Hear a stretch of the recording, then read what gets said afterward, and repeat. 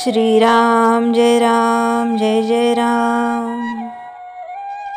नाम साधन कसे करावे? नामाचे साधन कसे करावे?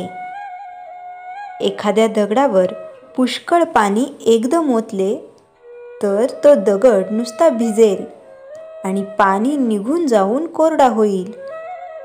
पण तेच पाणी थेंब थेंब असे एकाच ठिकाणी आणि अखंड पडत राहिले तर त्या दगडाला भोग पडेल आणि काही दिवसांनी दगड फुटूनही जाईल. त्याप्रमाणे केव्हा तरी पुष्कळ साधन करण्यापेक्षा अगदी अल्प प्रमाणात का होईना पण नित्यनेमाने ठराविक वेळी आणि शक्यतर ठराविक स्थळी जर नामाचे साधन केले तर ते जास्त परिणामकारक होते. जात्याला 2 पेठी असतात. त्यातले एक स्थिर राहून दुसरे फिरत राहिले तर दळण दळले जाऊन पीठ बाहेर पडते. पण जर दोन्ही पेठी फिरत राहिली तर दळण दळले न जाता फुकट श्रम मात्र होतात. माणसाचे शरीर आणि मन अशी 2 पेठी आहेत. त्यातले मन हे स्थिर आहे आणि देह हे फिरणारे पेठे आहे. मन परमेश्वराच्या ठिकाणी स्थिर करावे आणि देहाने प्रपंचाच्या गोष्टी कराव्यात. प्रारब्धाचा संबंध देहापर्यंतच असतो. प्रारब्धरूपी खुंटा देहरूपी पेठ्यात बसून तो त्याला फिरवितो आणि मनरूपी पेठे स्थिर असते. देह प्रारब्धावर सोडावा आणि मन भगवंताच्या स्मरणात स्थिर ठेवावे. याहून नामाचे साधन दुसरे काय?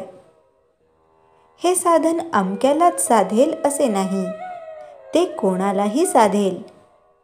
गरीबाला गरिबीचे दुःख होते म्हणून साधत नाही, तर श्रीमंताला पैशाचा अभिमान आणि लोभ असतो म्हणून साधत नाही.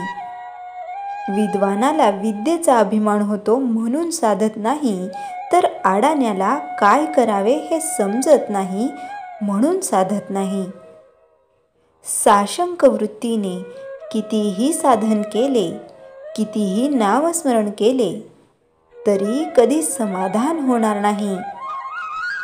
नीतिधर्माचे आचरण, शास्त्रशुद्ध वर्तन, शुद्ध अंतःकरण आणि भगवंताचे स्मरण इतक्या गोष्टी असतील तरच साधक शेवटपर्यंत पोहोचेल आणि शेवटपर्यंत तो पोहोचला तरच फायदा.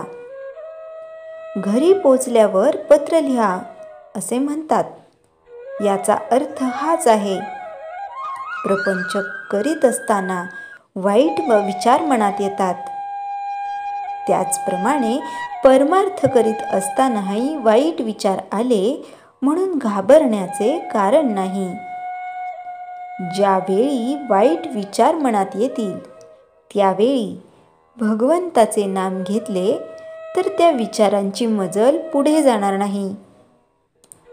दृढ विश्वासाने नाम चालू ठेवावे. जिथे कर्तव्याची जागृती आणि भगवंताची स्मृती आहे तिथेच समाधानाची प्राप्ती होते.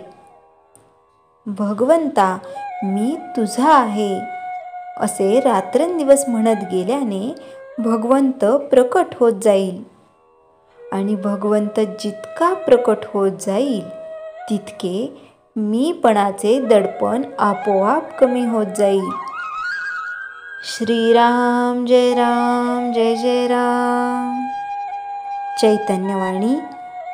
प्रारब्धाची व ग्रहांची गती देहापर्यंतच आहे. मनाने भगवंत भजायला त्यांची आडकाठी नाही. श्रीराम जय जय राम. जयाच्या जनी जन्मनामार्थ झाला, जयाने सदा वासनामात केला. जयाच्या मुखी सर्वदा नाम कीर्ती, नमस्कार तया ब्रह्मचैतन्यमूर्ती. श्रीराम जय राम जय जय राम.